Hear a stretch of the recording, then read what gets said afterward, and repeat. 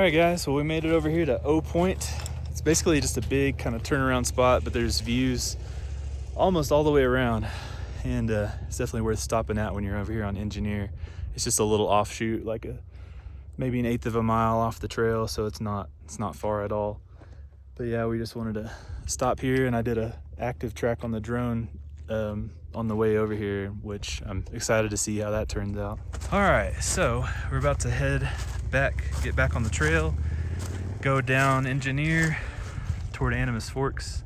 I think we're gonna bypass Animas on the way down and go straight over towards Silverton so that we can see the steam train roll in. Hopefully we get there before it comes in.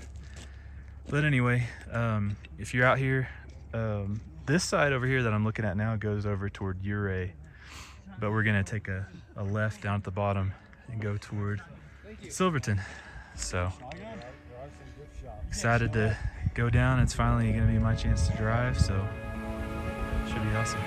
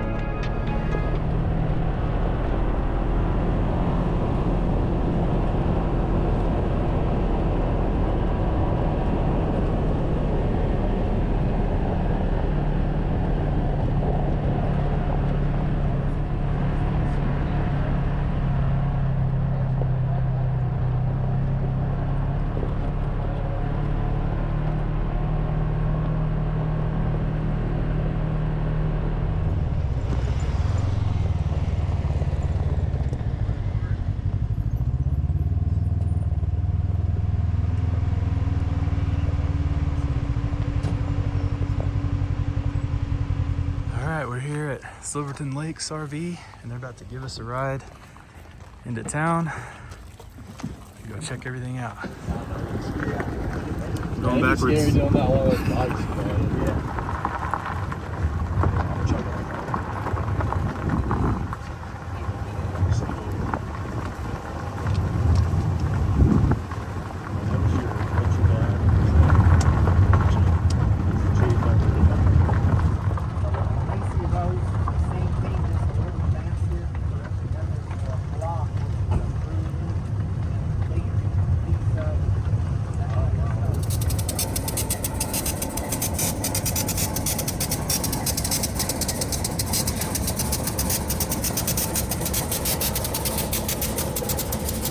Well, hey guys, we're here in Silverton now, and we actually got here just a little bit too late to see the last train pull in, but we got stuck behind some full-size vehicles, Jeeps and a Hummer and a 4Runner and something else, and they were going like super duper slow, and that made us not be able to make it here in time. But you know, is it the end of the world? No, I've seen that train roll in so many times. It will back in later, around 2 o'clock. It's a little after 1 now, and around 2 o'clock it will back in so that it can load up passengers to take them back to Durango. I'm walking on this side trail over here. It's kind of close to the creek down in front of the engines. I'm walking around to see if I can see the other train, where the turnaround point is. As of right now, I don't see it, but you know, who knows? We'll just keep walking, see what we can find. This is a cool little trail. It's like this real powdery, soft gravel, so it's really nice on your feet, especially after being on the trail for a while. I got my drone with me, and I was gonna say if I could get it in the air, I might take some footage of the train. However, I forgot that the turnaround point is really far.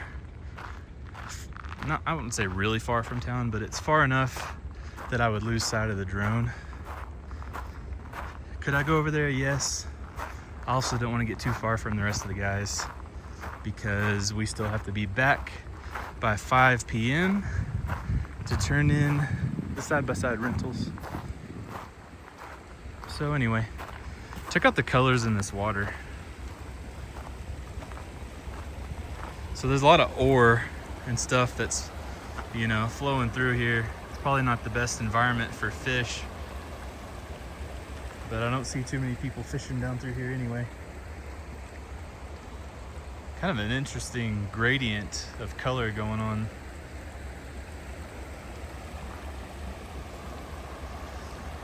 Go this way a little bit.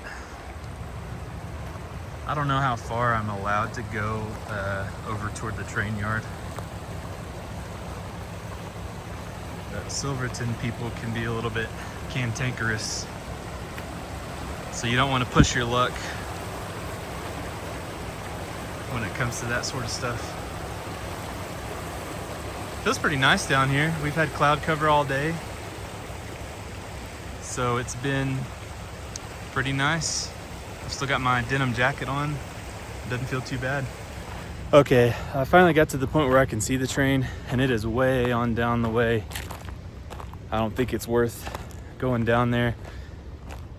I don't know if we'll still be here when it backs in, but you know, like I said, if you want to see it, I've got several other videos on my channel that you can go see what it's like when that thing pulls into town. But I think I'm gonna just get some quick footage of the train yard over here, and then I'm gonna head back over to where the other guys are. This thing's pretty interesting. I'm not sure exactly what it is, but it looks almost like a train version of a tugboat. It probably is just moving train cars around. Some pretty cool old cars over there. But yeah, that thing's a little snub nose, sawed off locomotive.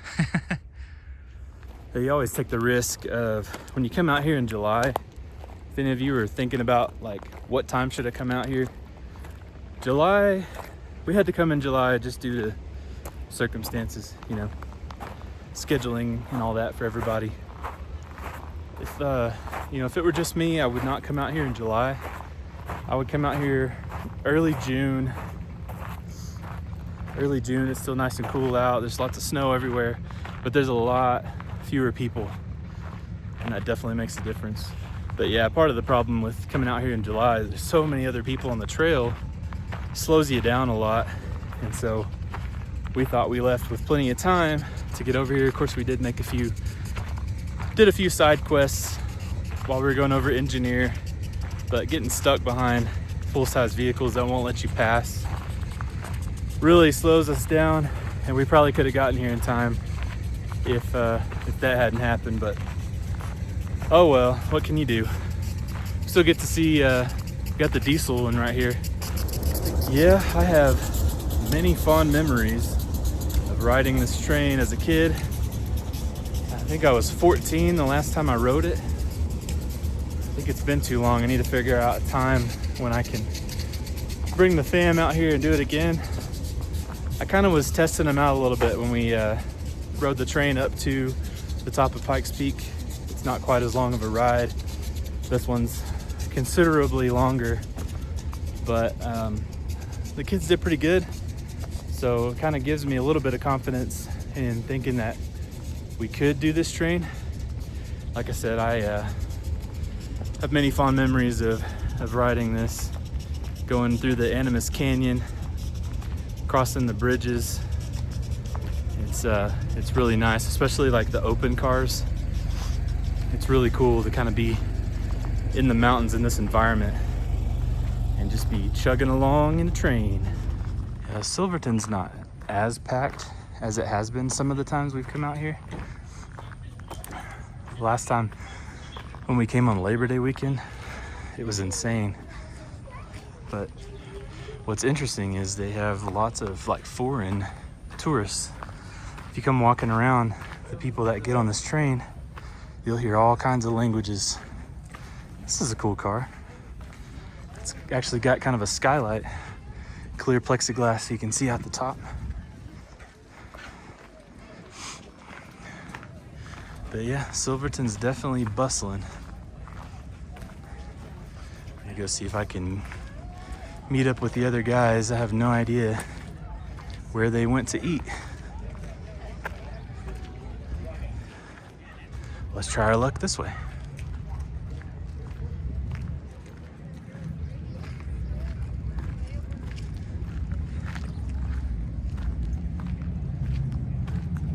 Yep, I see two of my guys that way. Right after I said that about the temperature, it actually did start getting warm out here. So, getting a little sweaty. Once I find a spot, I'm gonna ditch this jacket, because the sun is out now. I'm gonna be cooking for too long. It's not a million, but you know, it might as well be with taxes. So we found this place called the Coffee Bear. This place is pretty cool.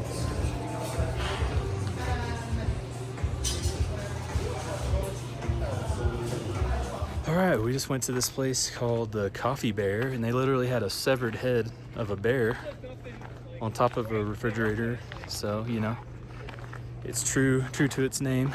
But I got this drink, I've still got a little bit left. It was called the Dark Star, and it's literally like 2 shots of espresso on top of their regular dark roast.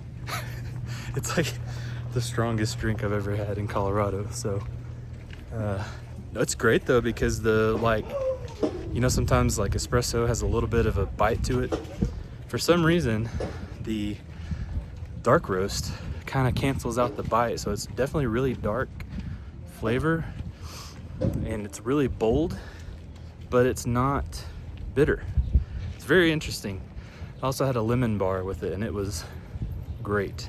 So anyway, we're about to meet up with the rest of the guys and get ready to head back to the RV park that let us park the side-by-sides.